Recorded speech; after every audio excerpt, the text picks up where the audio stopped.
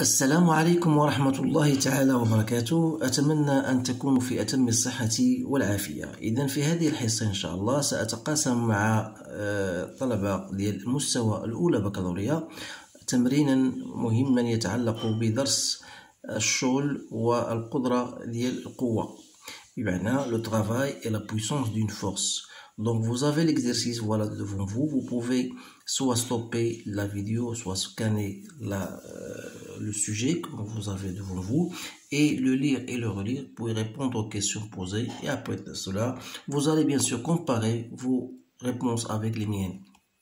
Donc vous avez un solide ponctuel S de masse M, il se déplace le long d'un trajet ABCD qui comporte deux phases comme le montre le schéma ci-dessous. On donne, pour simplifier, G égale à 10 newtons par kilogramme.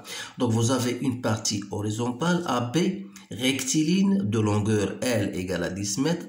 Le long de cette partie, le solide est soumis à une force constante, que vous voyez, faisant un angle alpha 60 degrés avec l'horizontale et développant une puissance de 10 watts en plus d'une force de frottement opposée au mouvement de ce solide. Donc, vous avez une demi-sphère BCD de centre O et de rayon R. إذا خصنا أول حاجة خصنا نفهموا هذا الموضوع عاد يمكن لنا نطرقوا الأسئلة. إذا بالنسبة حتى الطلبة الذين يدرسون باللغة العربية خاصهم يفهموا هذا الموضوع الذي يعني عندنا واحد جسم معين فهو ينتقل من A نحو B اللي هو عبارة عن بيست أو طريق مستقيم، فهو يخضع إلى قوة F، يخضع إلى طبيعة الحال قوة الاحتكاك اللي هي دائما تكون في اتجاه معاكس. إذا هذا أول شيء خصنا نعرفوه.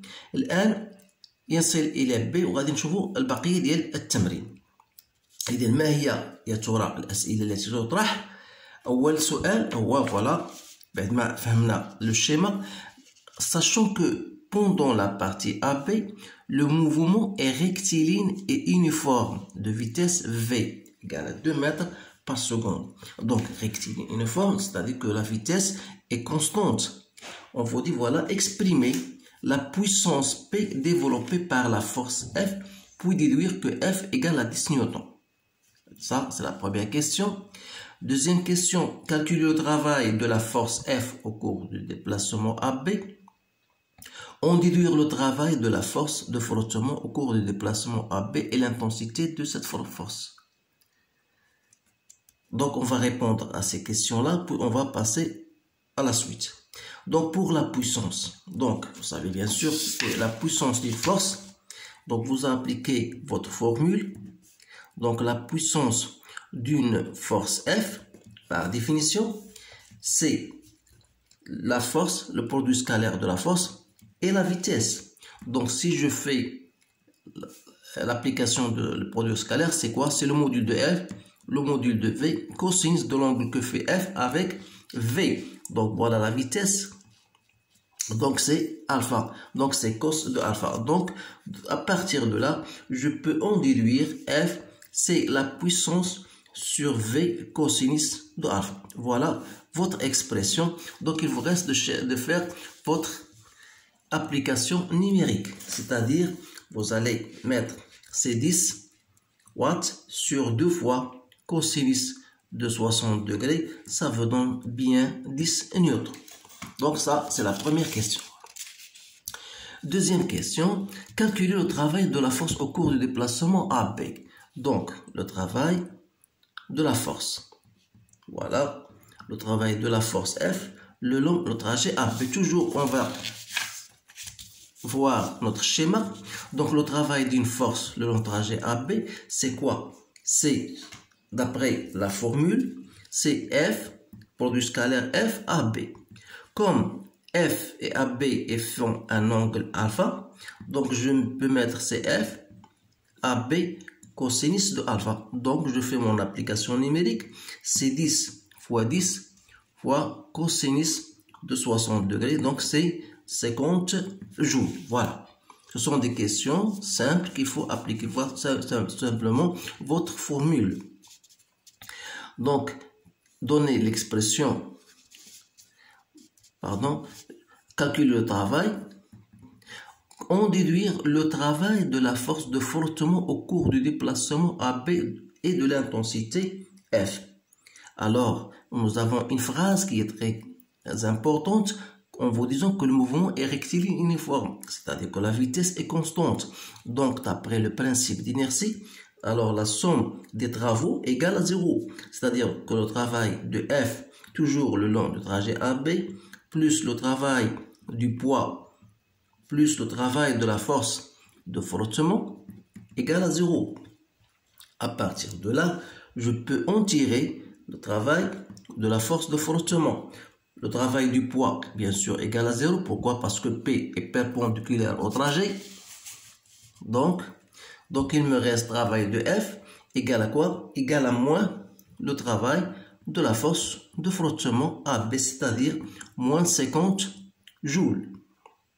Sachant bien sûr que le travail de la force de frottement égale à moins F AB, ou plutôt je l'écris tout simplement F AB. Donc puisque F est de sens opposé, donc ça va me donner moins F AB. Cosinus de 0, c'est 1. Donc ça reste, de là je peux en tirer F. Voilà, d'où F égale moins travail de F sur AB, soit disons F égale à 50 sur 10, donc 5 newtons. Voilà l'intensité de la force de frottement. Maintenant, je passe à petit 2. Arrivant au point B, on annule la force F, c'est-à-dire cette force-là, il n'y a pas de force. Donc, arrivons à B, voilà, on annule la force F, la force de frottement persiste, c'est-à-dire que F reste toujours, garde la même valeur, sachant que le travail du poids de S, lorsqu'il glisse de B vers C, voilà, de B vers C, égale à 0,5 joules, montre que la masse M du solide vaut M égale à 0,125 grammes. Donc là, toujours, j'applique la relation que j'ai. On a déjà le travail, on vous donne ça, le travail du poids égale à 0,5 joules. Donc, vous savez bien sûr que le travail du poids n'est autre que mgzb moins zc. Puisque zc, voilà, égale à 0, il reste zb, c'est cette altitude-là, qui est égale à r. Donc, zb est plus supérieur à zc, donc c'est mgr. De là, je peux tirer m, donc c'est le travail du poids, voilà, que je divise par gr. Donc, je fais mon application numérique, donc 0,5, g c'est 10, fois 0,4, ça me donne bien 0,125 grammes, ou bien 125 mg, comme vous voulez. Deuxième question, donnez l'expression du travail du poids lorsqu'il passe de E vers C en fonction de M, G, R. Voilà, en fonction de M, G, R et bêta. Donnez l'expression du travail du poids. Donc, le travail du poids lorsqu'il passe de E vers C. Donc, de E vers C. Toujours, j'applique ma formule que j'ai en cours. Donc, c'est ZE moins ZC, puisque ZC égale à 0. Donc, il me reste MGZE. Alors là, il faut trouver ZE. Alors là, je vais passer au schéma. Voilà, ZE. Ça, c'est ZE. De là à là, c'est ZE. Donc, comment je vais trouver ZE? Donc, ZE, voilà, c'est toute cette partie-là. Donc, c'est R moins cette partie-là que je peux appeler comme X. Donc, je sais bien, à partir de ça, c'est l'angle bêta, ça cet angle aussi c'est bêta, parce que là, ils sont parallèles. Donc, je peux travailler avec sinus de bêta, c'est x sur r. De là, je peux déterminer x, donc c'est r, x c'est quoi? C'est r sinus de bêta. C'est-à-dire que ZE égale à R en facteur de 1 moins sinus de bêta. Et par conséquent, le travail du poids le long trajet de E vers C, c'est MGR 1 moins sinus de bêta. Voilà l'expression de ce travail-là en fonction des données qu'on vous a données. Je passe à la question suivante. Calculer la valeur du travail de E vers C pour bêta égale à 30 degrés. Donc, le travail du poids, toujours lorsque le solide passe de E en C, on vous donne la valeur de bêta. Donc, vous faites une application directe. Donc, ça me donne 0,125 fois 10 fois 0,4 fois 1 moins sinus de bêta. Donc bêta, c'est bien 30 degrés. On vous donne bien sûr la valeur de bêta 30 degrés. C'est bien ça. Donc je fais mon calcul, je trouve 0,25 joules. Voilà le résultat de cette question. En déduire le travail du poids de S, on déduire le travail du poids de S lors du déplacement de B vers E. Donc on vous dit en déduire. Donc ça veut dire en déduire, vous avez utilisé quelque chose que vous avez déjà fait en avant. Donc vous avez normalement le travail du poids le long de B vers C, c'est le travail du poids de B vers E plus le travail du poids de E vers C. Alors, le travail du poids de B vers E, je peux l'en déduire immédiatement à partir de cette relation. Donc, c'est le travail de B vers C moins le travail du poids de E vers C. Donc, je fais mon application numérique. Ça, c'est déjà 0,5 moins 0,25. Ça me donne 0,25 joules. La dernière question montrait que le travail de la force de frottement lors de déplacement de C vers D vaut moins pi joules. Alors là, tout simplement, le travail de la force de frottement de C vers D égale à moins F CD. Bien sûr, c'est F, le produit scalaire de F, CD. Donc, c'est, puisque F, module de F et CD, le F et CD sont de sens contraire. Donc, on a un signe moins.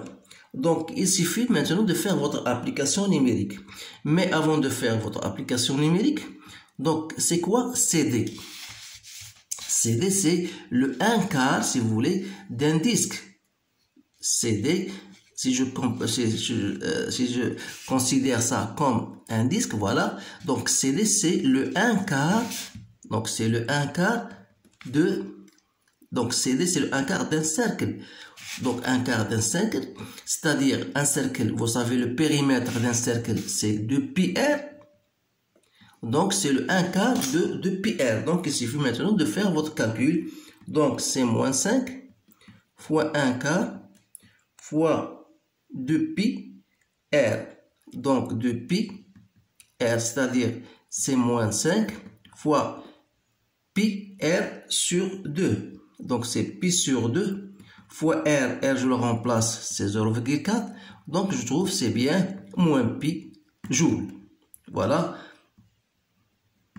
le résultat qu'on vous demande de montrer. Donc c'est moins pi جول. إذا تلاحظوا بأن هذا التمرين فهو تمرين جد مهم. يمكن يستحسن هنا أو يمكن للطلبة حتى الطلبة ديال سيونس مات عندهم تما الحق فاش يخدموا بهذا التمرين هذا، لأنه من الأمور التي يطالبون بها، إن نوع الأسئلة تقريبا بحال.